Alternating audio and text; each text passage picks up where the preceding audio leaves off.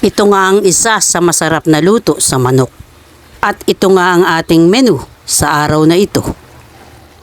At titimplahan ko nga muna ng paminta at bahagyang patis ang ating manok. At pagkatapos nga ipipirituhin na natin ito ng bahagya.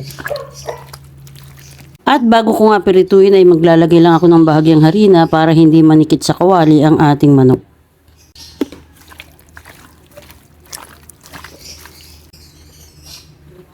Pirituhin nga natin yung manok hanggang sa maging golden brown lang siya. Hindi natin tutustahin ang ating manok.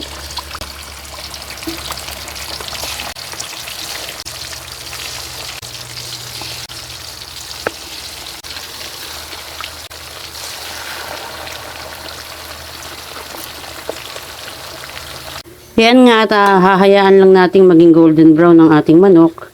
At pagkatapos ay magigisa na tayo para sa kanyang sangkap.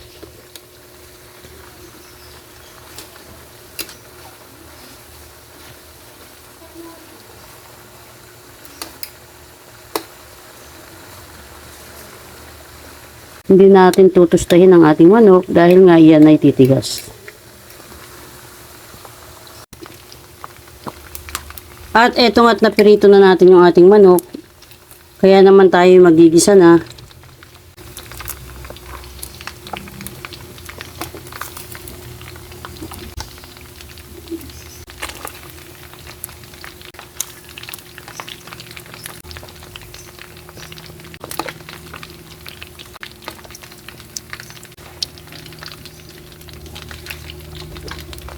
At eto nga, matapos na maprito natin yung manok, magigisa na nga tayo ng bawang at sibuyas. Pagluluto sa ating manok na may pinya ay tulad din sa karaniwang pagluluto ng adobong manok. Ang kaibahan lang ay lalagyan natin siya ng pinya.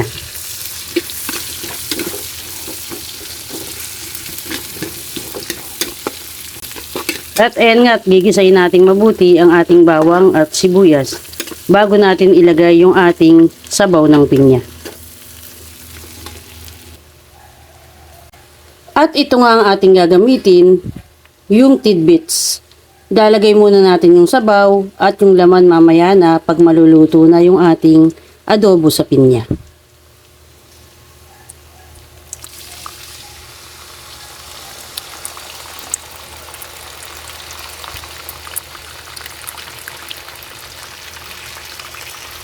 At pagkatapos nga nating mailagay yung katas ng pinya sa lata, ay maglalagay tayo ng kaunting toyo.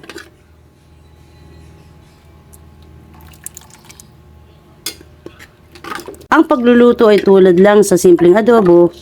Ang kainaman nga lang ay ang pinakasuka niya ay ang sabaw ng pinya. At pagkatapos nga natin mailagay yung toyo, magdadagdag pa tayo ng 1 tasa ng tubig para sa kanyang sabaw. At papakuluan natin siya. At syempre bahagyang pamintang durog. Ang dahon ng laurel pampasarap. At ito'y optional lang, ang star anise. Para sa mas masarap na lasa ng ating adobo sa pinya. At syempre, bahagyang asin pampalasa. Hahayaan nga muna nating makuluan bago natin ilagay ang ating piniritong manok.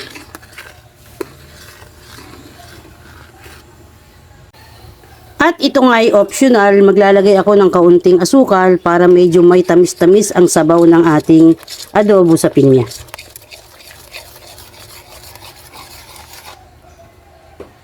At ayan nga, kapag kumulo na at natimplahan na natin ng ayos, ay maglalagay lang ako ng kaunting cornstarch para lumapot ang sarsa ng ating adobo sa pinya. 1 kutsarang cornstarch nga lang ang ating nilusaw, pampalapot ng sabaw, upang kumapit sa manok ang kanyang sarsa. At unti-unti ko ang ilalagay ang cornstarch hanggang ma-achieve natin ang lapot na sabaw ng ating sarsa. At ayan nga't unti-unti nang lumalapot ang sabaw at ilalagay na nga natin yung ating piniritong manok. Ibubuhos na nga natin yung ating piniritong manok sa ating pinalapot na sarsa ng ating adobo sa pinya. At hahaluin nga lang natin para kumapit lalo ang sarsa sa ating manok. At pagkatapos nga nating mahalong mabuti, ay pwede na nating ilagay yung laman ng pinya sa lata. Pwede rin kayong bumili ng sariwang pinya, pero ako mas maganda to kasi may sabaw ng kasama at may laman pa. At pakukuluan nga lang natin ng bahagya at pagkatapos ngay luto na ang ating adobo na may pinya.